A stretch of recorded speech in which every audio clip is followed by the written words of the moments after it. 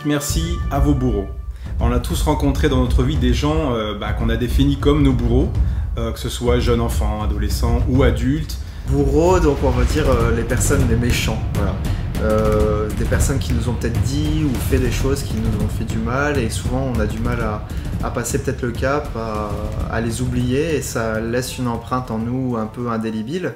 Et pourquoi on veut dire dites merci à nos bourreaux? Parce que c'est un gros principe dans le développement personnel spirituel qu'on voulait vous transmettre. C'est qu'en fait, grâce à ces personnes qui ont l'air dites négatives ou méchantes, elles nous permettent en réalité de révéler nos blessures. À mon sens, en fait, personne ne peut réellement créer des blessures en soi. Pour moi, les personnes vont plutôt les révéler en fait en nous. Donc, par exemple, si quelqu'un va dire à quelqu'un qu'il est bête, certains, je veux dire, s'en fichent, d'autres, ça va les marquer à vie, quoi. Tu es nul. Et certains, par exemple, vont se sentir vraiment touchés. Alors, c'est quoi la différence entre ces deux personnes? C'est que une, à mon sens, elle a du coup cette blessure qui est propice à ce que quand on lui dit ça, ça lui fasse du mal. Et l'autre, non, s'en fiche, va même oublier ce souvenir-là parce que pour elle, ça n'a pas d'intérêt.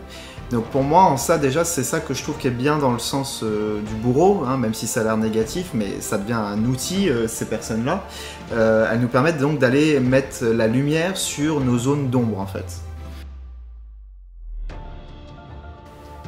Et précision aussi, parce que j'entends certains qui vont dire par exemple que quand ils ont grandi justement dans une famille où il y avait eu des cas d'inceste, de violence, de choses comme ça, on se dit bon, t'es gentil, quand je suis enfant, j'avais pas de blessure, ça allait bien, c'est bien cette histoire qui a créé ma blessure. Et là on part plus sur un versant spirituel à mon sens, c'est que pour moi c'est même l'âme qui vient expérimenter cette blessure-là ou cette expérience de vie-là. Donc quelque part elle est déjà active, ou c'est une volonté pour moi de la personne à un niveau inconscient. Alors c'est pas un niveau maso, mais disons que ça va lui donner un ADN, une histoire de vie qui pour un moment sera intéressante, une fois qu'elle sera dépassée bien sûr. Donc à mon sens, voilà, encore une fois la personne ne va faire que révéler certaines facettes de la personnalité qui, bien sûr une fois que c'est digéré, aussi terrible que ce soit, peut nous emmener sur des versions intéressantes. Chaque histoire là est propre et à découvrir personnellement.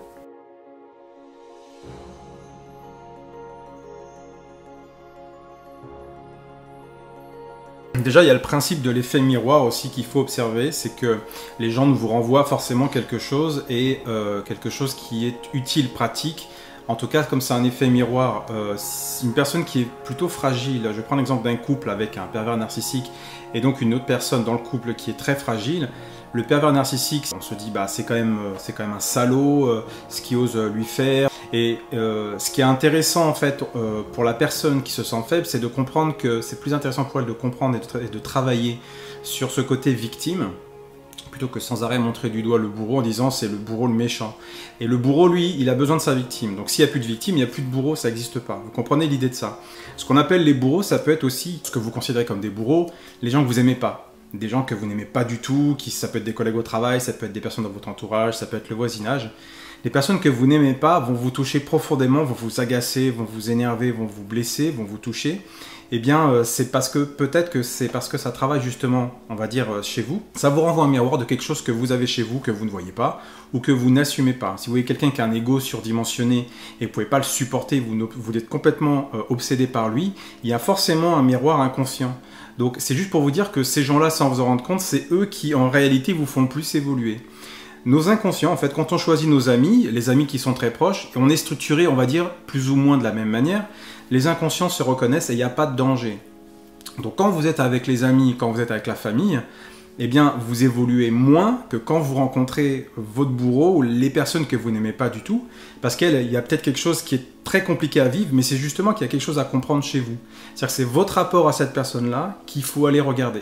On va prendre l'exemple du bourreau, du collègue qui est bourreau en fait, quelqu'un qui vous insupporte, peut-être qu'il vous a dit quelque chose, des regards, ou je sais pas, quelque chose qui vous turlupine et qui vous fait du mal.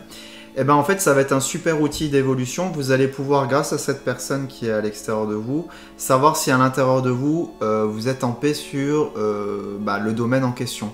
Donc admettons que lui, il dégage quelque chose où vous vous sentez nul à son contact, pour repartir encore sur l'exemple là.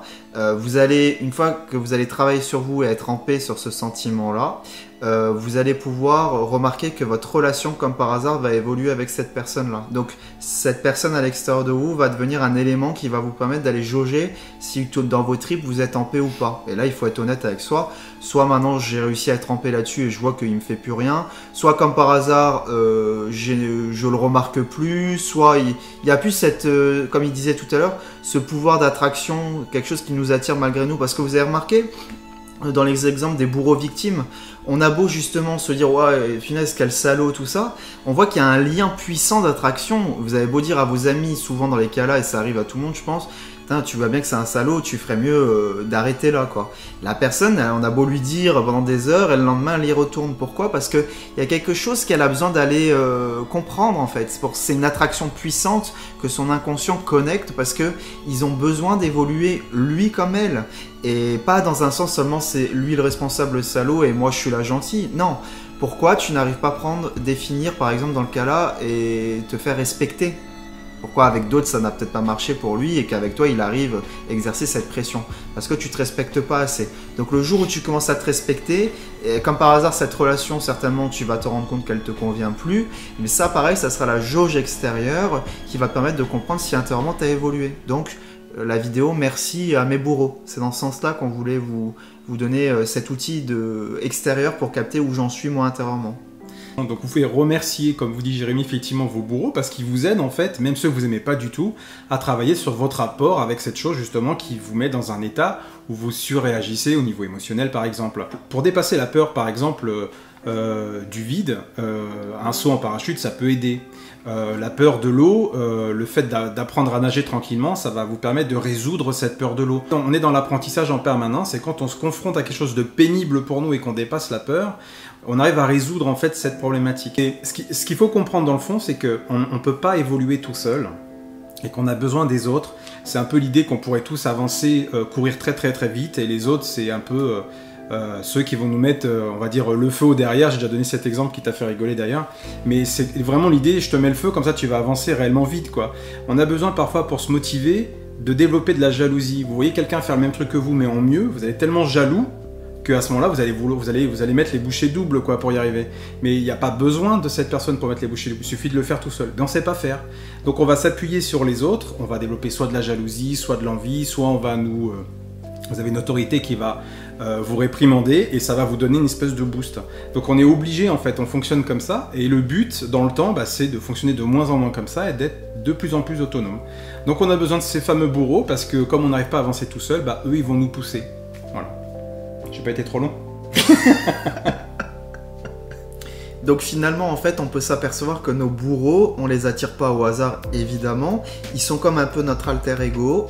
Et en fait, si on le dit autrement, ils peuvent devenir notre antidote. Donc à force de se confronter à eux, alors pas dans un sens maso, mais vraiment dans un sens s'imprégner de l'énergie de l'autre pour réussir à s'en guérir en fait.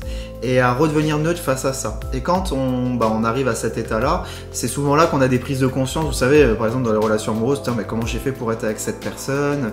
Mais c'est après avec le recul parce qu'on a réussi à comprendre des choses de nous, de ce qu'on voulait, de ce qu'on voulait pas, de ce qui nous avait attiré initialement, et on a évolué comme tous.